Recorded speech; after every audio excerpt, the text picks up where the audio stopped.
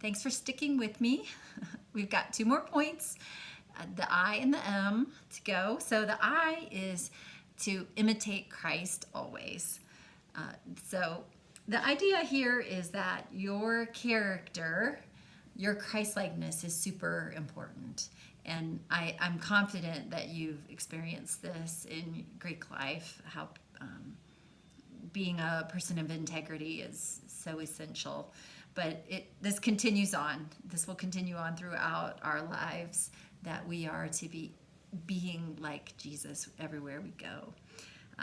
2 Corinthians 5:20 says, "We are therefore Christ's ambassadors, as though God were making his appeal through us." So how we do that is very important. If I'm going to be an ambassador, I need to represent my country well. I've learned a lot more about ambassadors and what ambassadors do since living in a foreign country, and I know that how an ambassador carries him or herself is very important. And so, in whatever work setting I'm in, I am Christ's ambassador, and I want to be able to represent him well in my workplace. I was thinking about one of my first jobs I had. I loved what I was doing, and I loved the people I worked with. And then all of a sudden, someone came in to work there who started stirring up a lot of problems. She was claiming that people were discriminating against her, but I could never really figure out why she thought that, and it made it so much harder to go to work. But I was also aware that I needed to continue to try to love this person and to treat her well, even when she was giving me no reason to do that. But I know I'm Christ's ambassador, and I know I made a lot of mistakes in that situation. I don't think I was really very well equipped to handle that. I should have read some of those emotional intelligence books beforehand, but this will happen. It will certainly happen to you, where your ability to imitate Christ will be challenged. And to take the time to pray, to seek counsel, to read what you need to read to be able to handle those situations is really important. You want to realize what kind of influence you have. Jesus knew exactly who he was and what he was doing. And I think about even John the Baptist. He knew what his role was and what he was supposed to be doing, and he didn't try to get the glory for himself. He was just there to prepare the way for Christ. And if we can remember that, we're imitators of Christ, but really we're preparing the way for Christ, preparing the way for people to see Christ. So we always want to work on being trustworthy in our jobs. This was a really fascinating statistic to me. According to Harvard Business Review, 58% of people say they trust strangers more than they trust their boss. So some of you are going straight into management, or you may be moved into there pretty quickly, and you need to realize that people don't trust you just straight out because you're a manager. There is a lack of trust, and so you're going to have to earn people's trust by being trustworthy, by being like Christ in your word, being true all the time.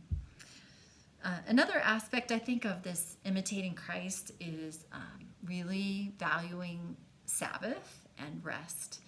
It's very tempting to push and push and push, and to not take time to rest, especially when you're very first starting out and you want to do well.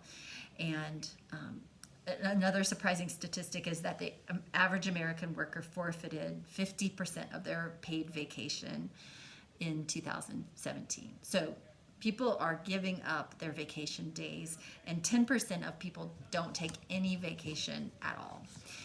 Now, I'm not saying you have to do some fancy vacation, but the idea of rest is biblical. God rested. Jesus went off to solitary place to pray and to seek his Father. And we have to commit to this. This is something that my husband and I have learned the hard way. We have, for many years, we had very little margin in our lives. And it was costly. It caused a lot of problems, to be honest. And so in our new season here in Ethiopia, we, even though the needs are many, it's a constant needs here. But we have done a much better job since we've been here of having margins and having rest and observing Sabbath. And I really want to encourage you to figure out how to do that.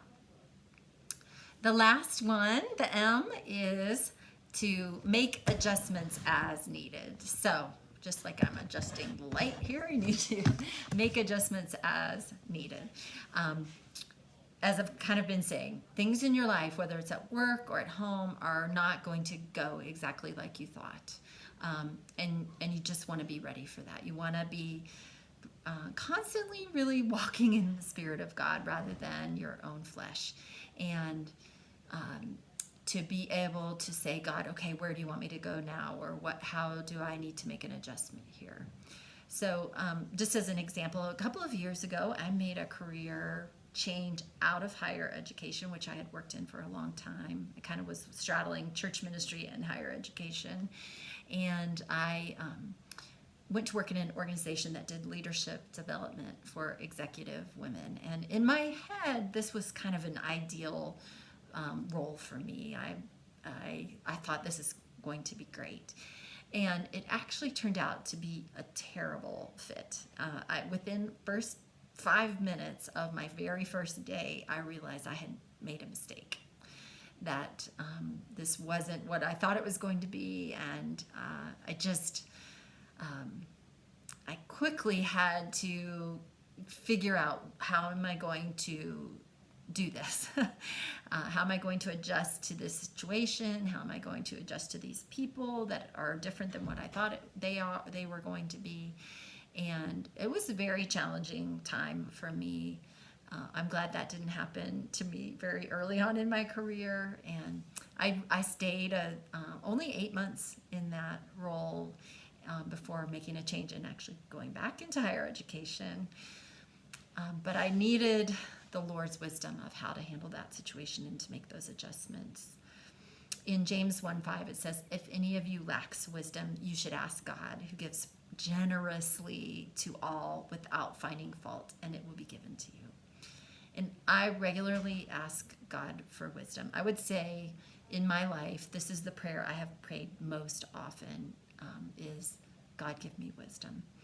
And the awesome thing is that it says when we ask, he gives it. He gives wisdom generously. And so when you get to be my age, you actually have a lot of wisdom from the Lord that has accumulated over the years. So I know that's within me, and God has put that there. But I also have to, situation by situation, I continue to seek him for his wisdom for that exact time, and to make adjustments as they're needed, as he directs me to. Sometimes you just realize something isn't for you, and that's okay. So in my analogy from the beginning about swimming and the triathlon, I really realized that this was not going to be my sport, that it was okay, that God gave me other interests and other ways to stay healthy and fit. And as much as I want to be a star triathlete, that just wasn't my calling in life, or even in my free time. So I let it go. And there's going to be things that happen over the course of your career that you need to make adjustments to, you need to let go of in order to grasp onto something else that he has for you. And it's exciting. It's exciting to see how he works all of those things out and moves us around to be exactly where he wants us to be for a season, no matter how long that or how short that season is. Okay, so I hope that this has been helpful for you. So we've got S, start with the right attitude. We've got W, winning isn't the goal, relationships are. I, imitate Christ. And M, make adjustments as needed.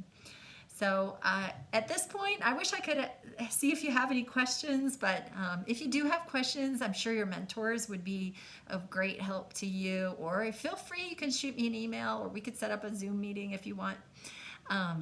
But otherwise, I pray that your experiences will be rich, that the Lord will be directing you, that you will not be fearful, that you know that He is with you, and that He will give you what you need in order to fulfill the plans that He has for you.